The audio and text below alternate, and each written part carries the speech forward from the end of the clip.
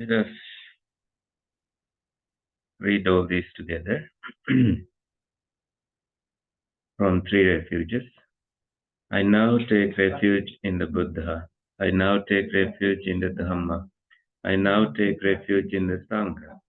For the second time, I take refuge in the Buddha.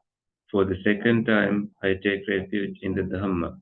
For the second time, I take refuge in the Sangha. For the third time, I take refuge in the Buddha. For the third time, I take refuge in the Dhamma. For the third time, I take refuge in the Sangha. I undertake to keep the precept to abstain from killing or harming living beings on purpose. I undertake to keep the precept to abstain from taking what is not given. I undertake to keep the precept to abstain from wrong sexual activity. I undertake to keep the precept to abstain from telling lies and harsh speech. I undertake to keep the precept to abstain from taking drugs and alcohol. I undertake to be loving and kind to myself and all living beings. I am subject to old age. I am not exempt from old age. I am subject to illness. I am not exempt from illness. I am subject to death. I am not exempt from death. I will be separated from everyone and everything dear and agreeable to me. I am the owner of my karma, the heir of my karma. I have karma as my origin, karma as my relative, karma as my resort. I will be the heir of whatever karma, good or bad, that I do. The other side. Mind is the forerunner of all evil states. Mind is chief. Mind made are they. If one speaks or acts with an unwholesome mind, because of that, suffering follows one, even as the wheel follows the hoof of the draft ox. Mind is the forerunner of all good states. Mind is chief. Mind made are they. If one speaks or acts with a pure mind, because of that, happiness follows one, even as one shadow that never leaves. He abused me, he beat me, he defeated me, he robbed me. In those who harbor such thoughts, hatred is not appeased. He abused me, he beat me, he defeated me, he robbed me.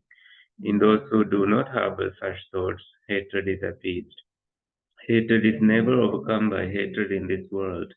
Hatred is only overcome by love. This is an eternal law. In the unessential, we imagine the essential. In the essential, we see the unessential. Anyone who entertains such wrong thoughts never will realize the truth. What is essential, we regard as essential. What is unessential, we regard as unessential. Anyone who entertains such right thoughts will realize the truth. Here, one develops a mind that rejoices now, and in the future, one rejoices. In both states, the well doer rejoices. One who rejoices a lot will be able to see the purity of their own deeds, speech, and thoughts. When one is happy now, they will be happy in the future. In both states, the well doer is happy, thinking I have done good in the past. One becomes happy and will easily experience the blissful state of mind. Though a person recites sacred texts but doesn't act accordingly, that heedless person is like a cowherd who counts others' cows. They have no share in the fruits of the holy life. Though a person recites the sacred text very little, but acts in accordance with the teaching, they give up lust, hatred, and delusion. They truly know what is good, and this leads to a mind that is free from suffering. They cling to nothing here and in the future. In this way, one shares the fruits of the holy life. I'll take that.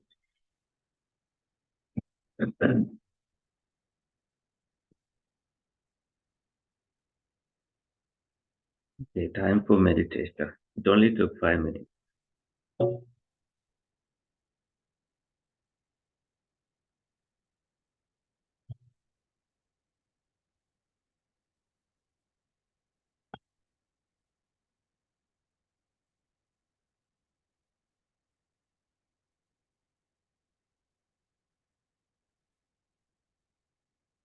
You may close your eyes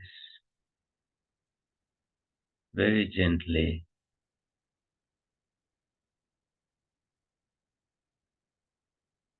Allow the weight of your body to be released to the ground.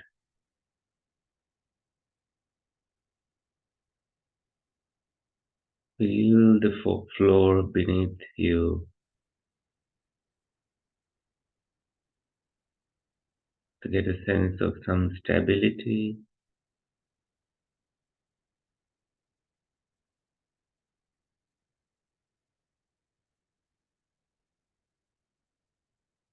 See if you have to adjust your posture.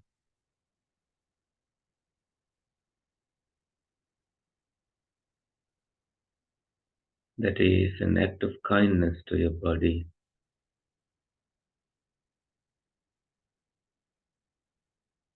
Notice some major parts of your body, such as your upper back and your lower back,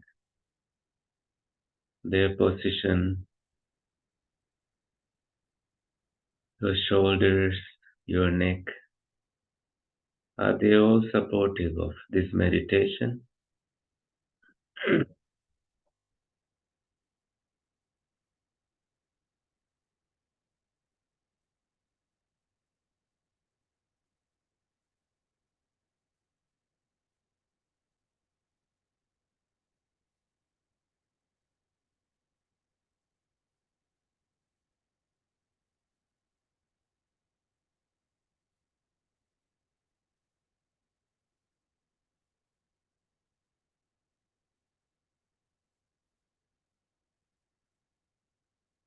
And scan your body to see if there is any place that needs your attention. Your head, your face, you have a gentle smile and keep that gentle smile going,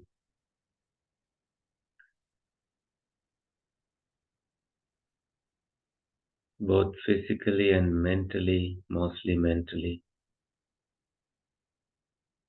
And going further down to your chest, your shoulders, hands, arms, and fingers.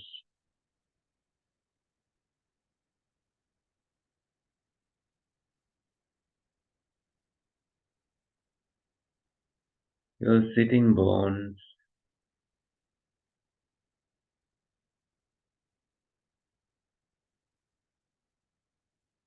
pelvic area, where there might be some tension, some tightness.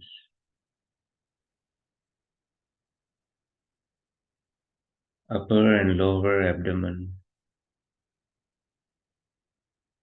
Release and relax all the muscles,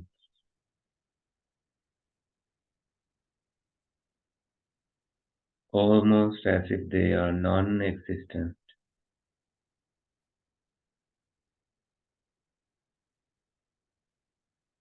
Where do you feel any temperature? Allow those feelings to be. When they take your attention, you can give that attention. These are just feelings. They come and they go.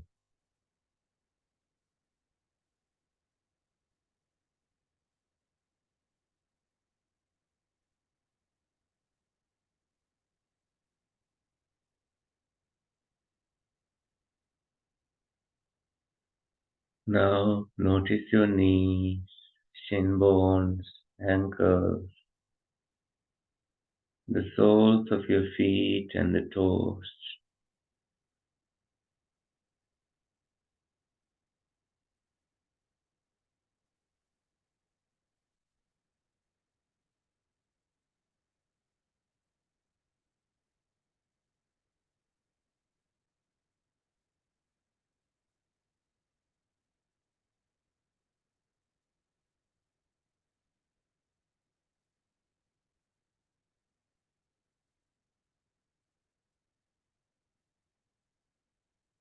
Overall picture of your sitting position. when it tells you that your body is calm,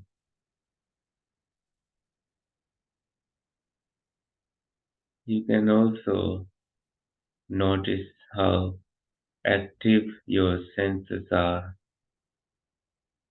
whether it is hearing, smelling,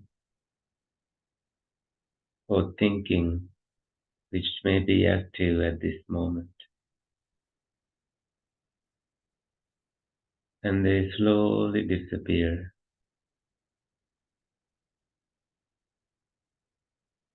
There's nothing interesting out there to investigate. So we remain focused inwardly.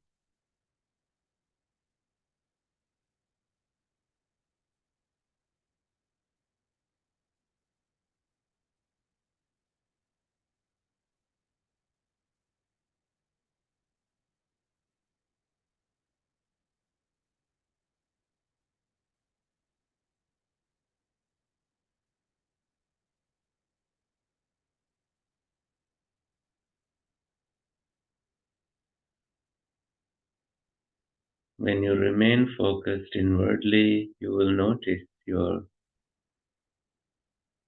inhaling process and exhaling process that is happening naturally. You allow it to happen, and that becomes your focus.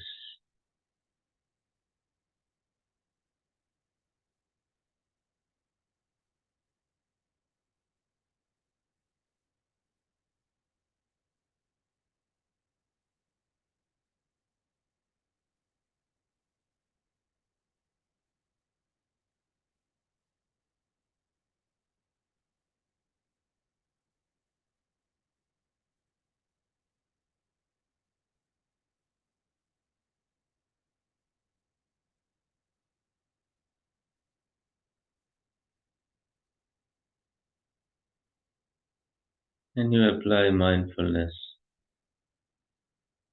to keep directing your mind toward your inhaling and exhaling.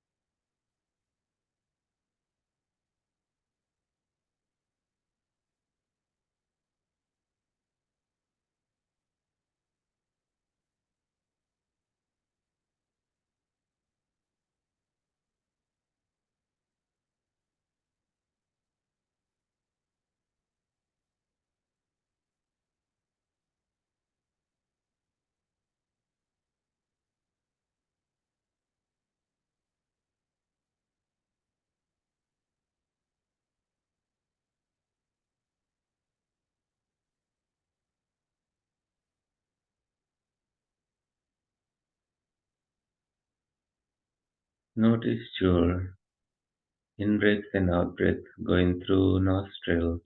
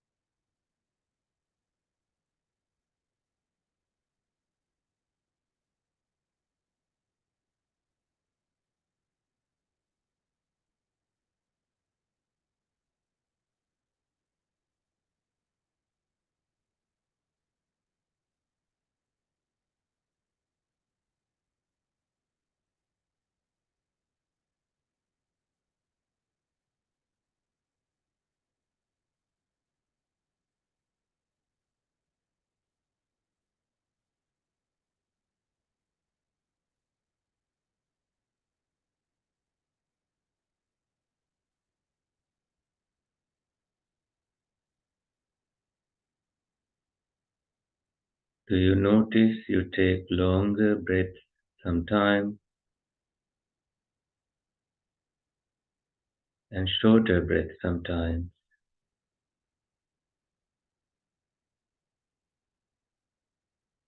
Please catch those moments.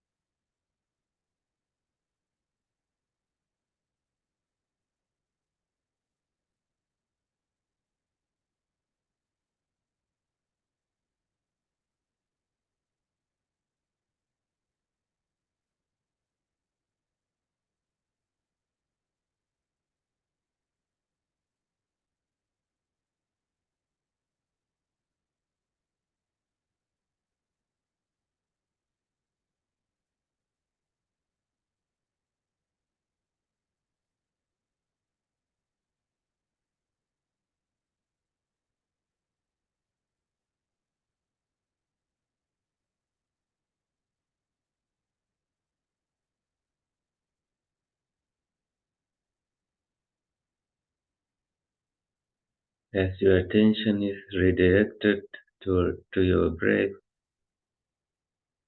you can look at the breath as a whole, start from the starting point to the ending point, and again, to sustain your attention on this one object, and that is your breath.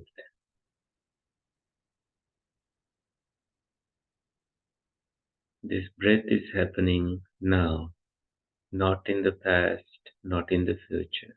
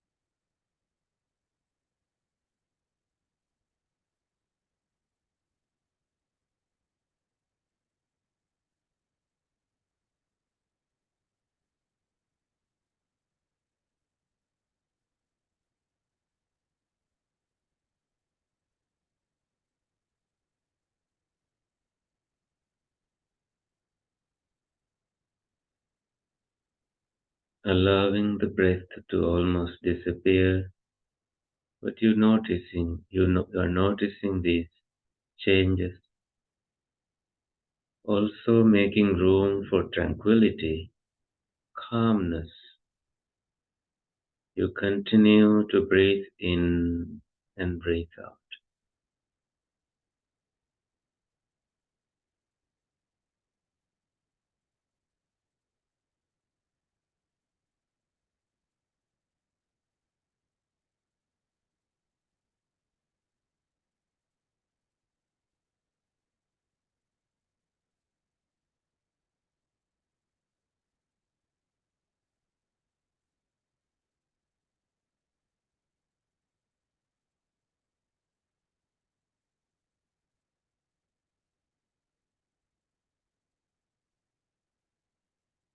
And see that nothing ends, everything is happening, and your attention is mostly inwardly connected.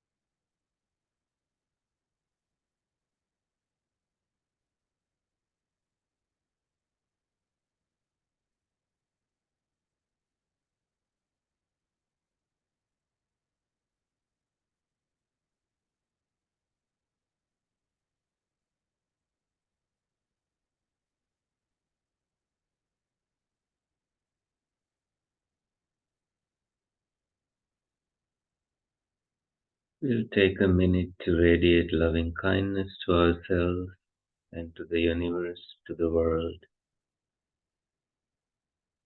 When I make a statement, please bring up corresponding feelings and thoughts in you so it begins to benefit you and others around you. May I be well and happy. May I be peaceful and calm.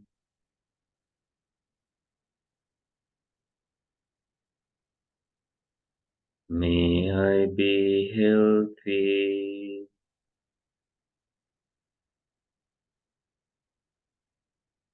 May I be free from anger and ill will.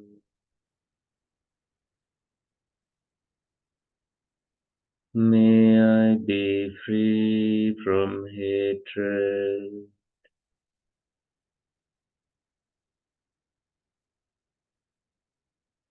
May all beings be well and happy.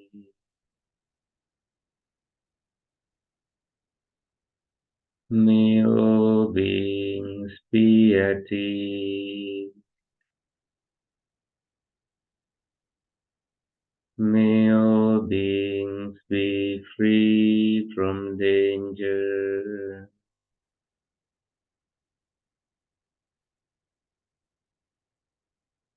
May those beings living near,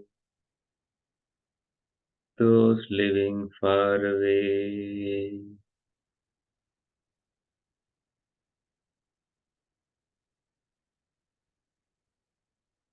may they be well and happy.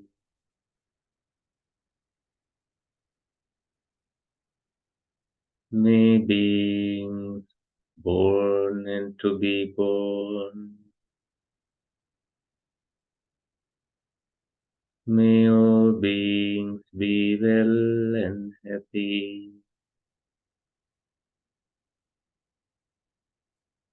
May those beings who don't have any food, four-footed beings, bipeds, beings who are fear-struck, may all beings be free from fear.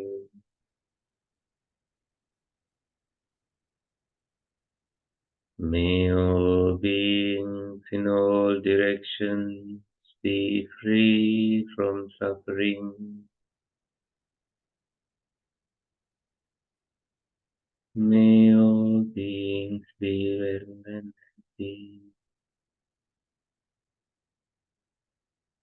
May all beings be well and happy.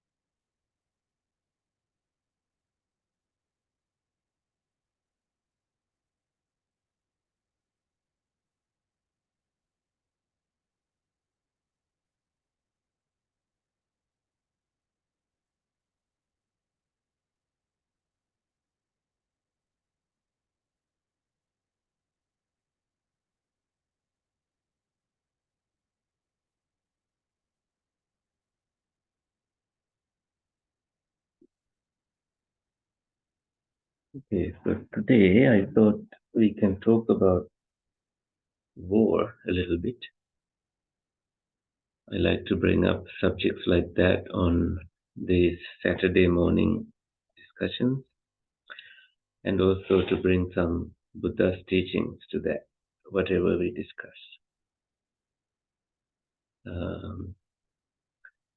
When I think of war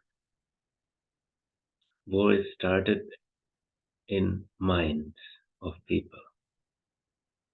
So war happens in the mind first, before it happens physically out there in the world. If a war starts in the mind, the war can be ended also in the mind. So that is very simple. And human beings who have a lot of intelligence can know this. They already know that a war starts in us before we spread hatred or begin killing lives out there. And you can see that those who pay for war is us, who in some ways by paying taxes so that the governments use this money in defense, and sometimes billions spent on war or creating war weapons and research and a lot. There's no way we can stop that from happening.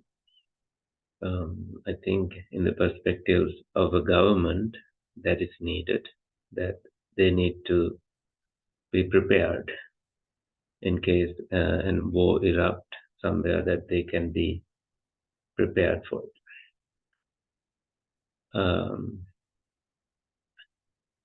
And it has created many jobs out there in the world that people depend on it. So this is my income, this is my education, and so on. And we cannot blame them.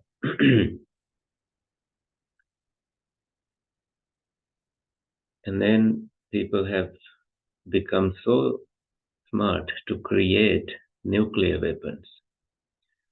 This is when Albert Einstein said, when somebody asked, what's going to be the Third World War, he said, I cannot say about it, but I can say what they will use in the Fourth World War. It'll be just stones and sticks.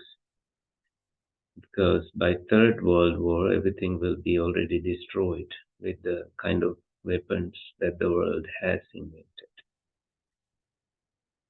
So it is sad to hear that we have powerful weapons that can destroy humanity in a couple of seconds. And as we read this morning, hatred is never appeased by hatred. That is an eternal law. And you can see that, in an individual, when a person gets triggered, it says that there is something that needs to be healed in that person.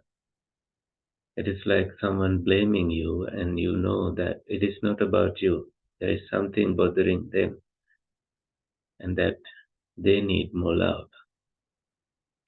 But when you look at the world history, you may be smart as a country to wipe off a whole patch of land, but people know the history, and somehow in a karmic way, somebody will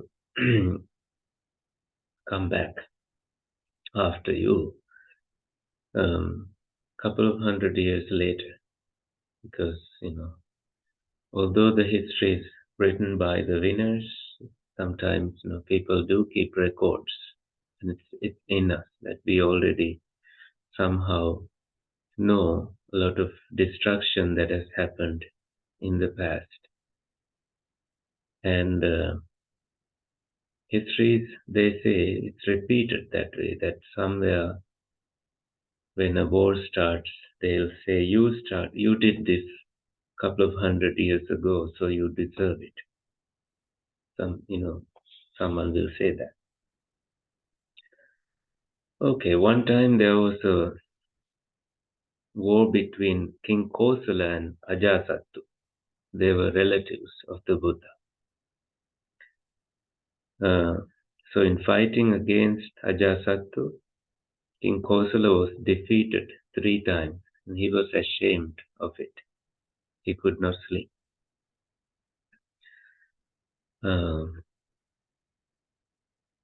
He was very much depressed over his defeat, and he lamented, "What a disgrace! I cannot even conquer this boy who is still so young." In his words, "who still smells of his mother's milk." That is what he said, just an infant.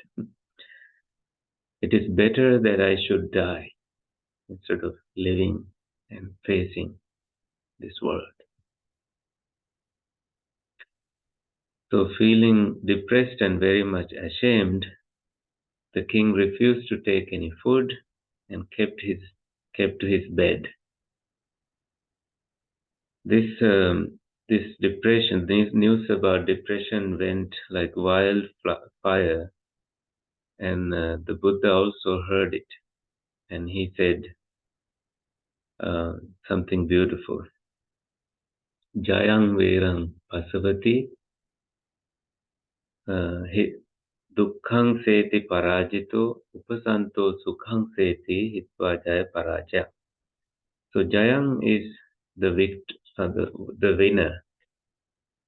In that winning, veraṃ pasavati, it generates more hatred. They want to conquer more.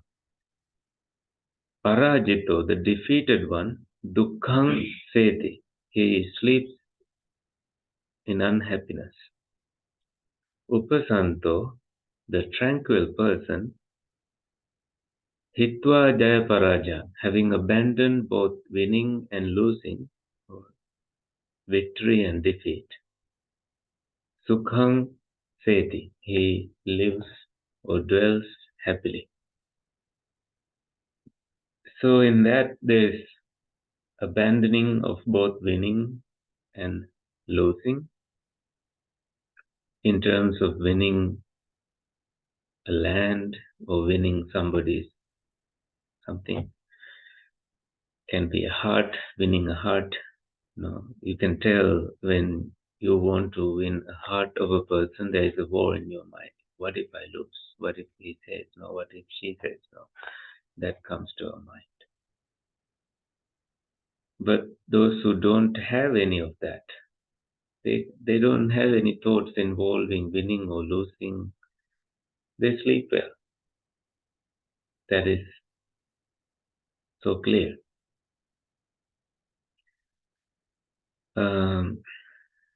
There's more to this story. So Ajatasattu, the one who won, and King Kosala, they were related as well. So Ajatasattu was the nephew of King Kosala.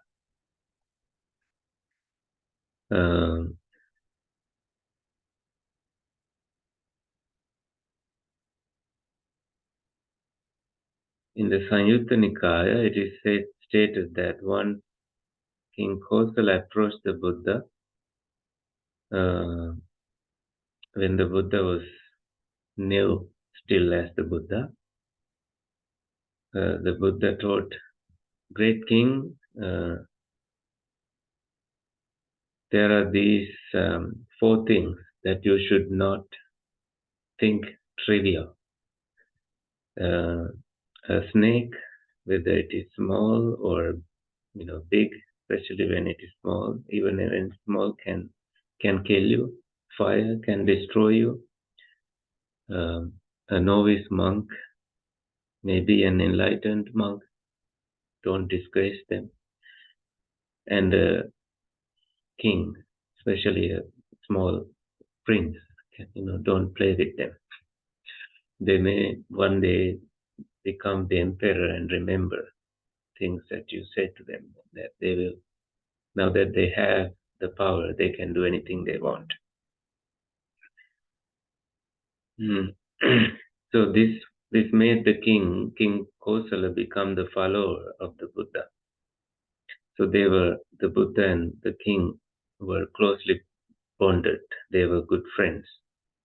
The Buddha did not go on telling the king not to go into wars and so on, but whenever matters involving the kingdom or the palace or conversations between the king and the queen came to the Buddha, he responded. One time, the Queen Mallika said to King Kosala, the King Kosala asked this question, "Who do you love the most?" And the king expected the answer that she will say, "Oh, I love you. You are my sweet one." And instead, the queen said she loves herself the most. And the king was so unhappy about it. So he went to the Buddha, and the Buddha said, "She's so true. She should love herself first before she can love anybody else." And then the king understood the message there.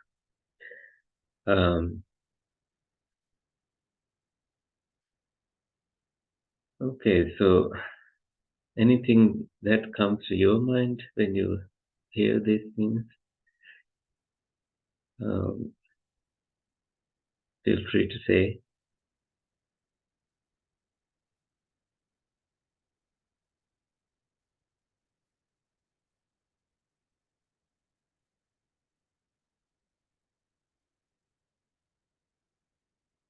Yeah. I'm curious about the last story. Mm-hmm. I guess I'm curious to hear how the Buddha teaches about like loving ourselves versus loving others. Mm-hmm. And I'm trying to understand if part of the teaching is like you have to love yourself in order to really truly love others. That like how you relate to other people and how Yeah, a lot of people struggle with loving others, and they get hurt by trying to love others. And then they realize, oh, if I truly loved myself, I wouldn't be chasing something and falling into this suffering. And they only realize it until after the fact that they have come through so much trouble that they live a life depressed while the other person is living a good life, not even thinking of you. So this, I think, is important for teenagers sometimes, that they create a story that is not true. This story is unrealistic. It's not the real thing out there. It's not reciprocated between two people. And slowly they understand, oh, if I truly loved myself, I would not cross that line where I felt like I was going above and beyond unnecessarily, infatuated by an object of fascination that was created by my own mind, that my intelligence wasn't serving me at the time. It was hijacked by some hormones, some emotions, some form of addiction, some chemicals. So loving oneself means you are mindful of these tendencies that can happen to you when it happens 10, 12 times. And you keep asking, when do you learn? When will you stop chasing these things? And then when you begin to slow down, there's another level of happiness shown through you that is more attractive. And then, your vibe attracts your tribe. That becomes a thing in your overall being. And when you are alone, you give good company to you. Instead of, going after watching Netflix that makes you sad, maybe you watch animal documentaries. That's, you know, learning why the whole world has different colors. Is there a purpose? You Google, you learn about biology there. So you can see, there is some balance that we continuously need to find in, and that balance comes from really feeding right thoughts to your own mind. And imagine, a child is so fond of uh, an object of, maybe this little thing here. And this is the only thing that the child wants, and we try to take it away. And now the child cries and agitated, frustrated. And we carry that until we die. That habit that, you know, we are occupied mentally of something, and then somebody else is just trying to start a nice conversation, and that suddenly that person is the most annoying person to you in your life. And the other person has no clue that it is happening in your mind because it's invisible to them. Not everyone can read minds, thankfully. So this is the problem, that our minds get hijacked time to time. And before it becomes an unhealthy thing for you, catching it is important. And that is a lot of self-care and self-love, isn't it? Right? So we pause, unplug ourselves, take a break, and forgive yourself and allow yourself to heal. That is when they say, if you are not, if you have, what is the saying that says that if you haven't healed, uh, if you haven't healed properly, I think you will be bleeding on people who didn't cut you, something like that. They did not do anything to you, but because you haven't healed in here, you keep hurting other people without realizing that it is something that is in here that has not yet healed, that is getting triggered time to time. And it's a war, honestly speaking, right? There's this war inside of us that tells us, okay, don't be too self-aware when you are meditating. That is the wrong way to meditate.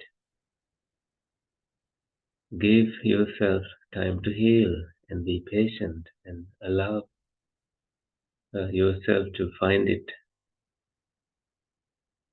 It's too bad some people make quick decisions, jump off the bridges, that they think through ending life they can find the solution. Instead, through living life, they can definitely find answers to these questions.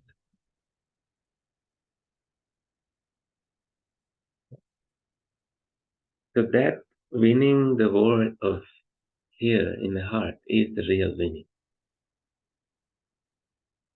This is why, they say, when you are alone and you feel sad, you are giving yourself bad company or a miserable person inside. Don't judge yourself that way, but it's just a way of tapping on your shoulder and saying, don't give that to you. You deserve better. Do nice things. It's, these nice things, sometimes you choose negative thoughts and you don't realize that is why your day is so bad. It's like a cat walking by a mirror and sees another cat and jumps. Our bodies don't see the difference between negative thoughts and positive thoughts. The body reacts to anything. So it's a choice that we continuously need to make. Oh, this looks like this can trigger something in me. I may as well not do it. This can include overeating as well, eating sugar that can trigger something in us, some depression in us. Because of eating unnecessarily, the natural way of combating sugar is not active anymore. So then you need to give it from outside, give insulin from outside so that that external boost can battle the sugar inside. That happens to people.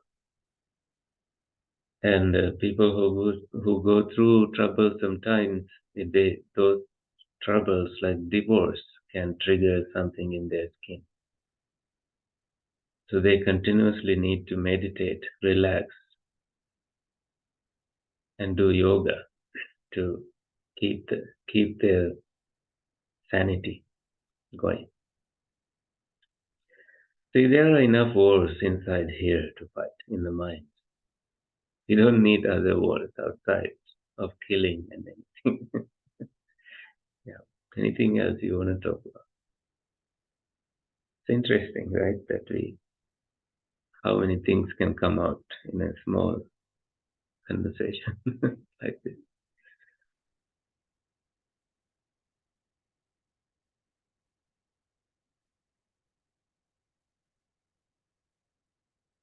Maybe we can end here and chat after ending the session, yeah, if anything comes up.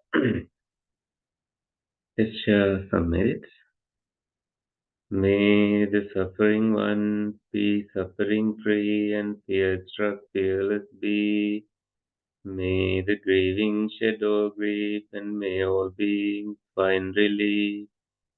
May all beings share this merit that we have thus acquired for the acquisition of all kinds of happiness. May beings inhabiting space and earth, devas and nagas of mighty power share this merit of ours. May they long protect the Buddha's dispensation. Sadhu, sadhu, sadhu.